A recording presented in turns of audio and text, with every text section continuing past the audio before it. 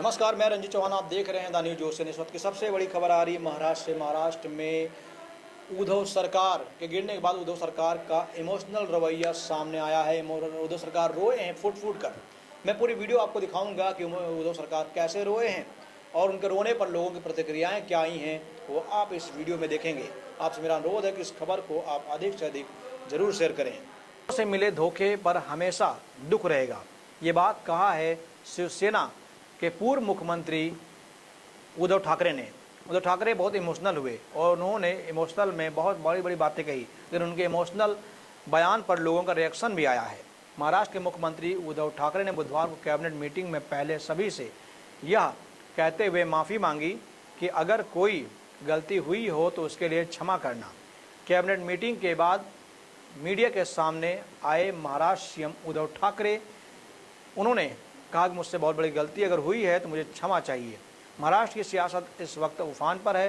Floor test की चर्चा पर भी जोरों पर है।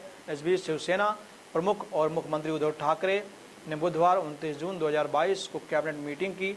इसमें उन्होंने उनका साथ देने के लिए सभी विधायकों को धन्यवाद कहा। इस दौरान वो काफ़ी भावुक हो गए और एकनाथ शिंदे समेत तमाम बागी विधायकों को लेकर भी बात की। उद्धव ठाकरे ने मीटिंग में पहले सभी से यह कहते हुए माफ़ी मांगी कि अगर कोई गलती हुई हो तो उसके लिए क्षमा करना। उन्होंने कहा कि मुझे अपने ही लोगों ने धोखा दिया, जिसका मुझे काफ़ी दुख है। मेरा साथ देने के लिए आप सबका धन्यवाद। इस पर कुछ लोगों ने अपनी प्रतिक्रियाएं भी दी हैं। सुधीर सिंह नाम के एक ट्विटर यूजर ने कहा कि एक गलती हो तो उससे माफ़ी मांगी जा सकती है। आपने तो अपराध पे अपराध किए हैं। साधुओं की हत्या, अर्णब गोस्वामी को जेल, अभिनेत्री को जेल, भाजपा के नेताओं पर हमला, कोई एक्शन नहीं, गुंडागर्दी, एयरफोर्स के अधिकारी के साथ मारपीट। आपने तो पाप ही पाप किए हैं, सजा तो मिलेगी ही।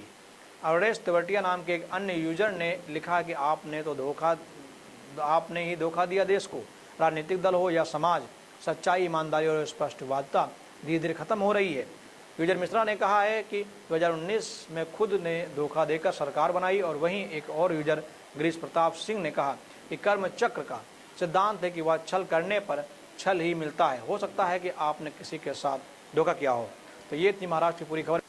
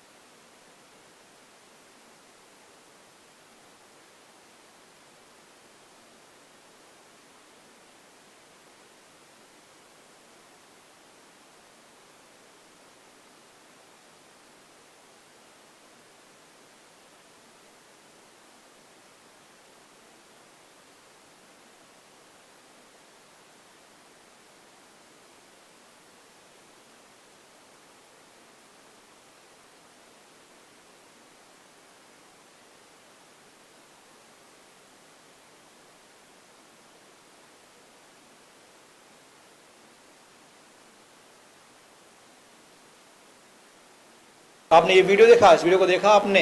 अब मेरा आपसे अनुरोध है कि इस खबर को जितना हो सके उतना शेयर जरूर करें, वीडियो को लाइक करें, चैनल सब्सक्राइब करें। बहुत बहुत धन्यवाद।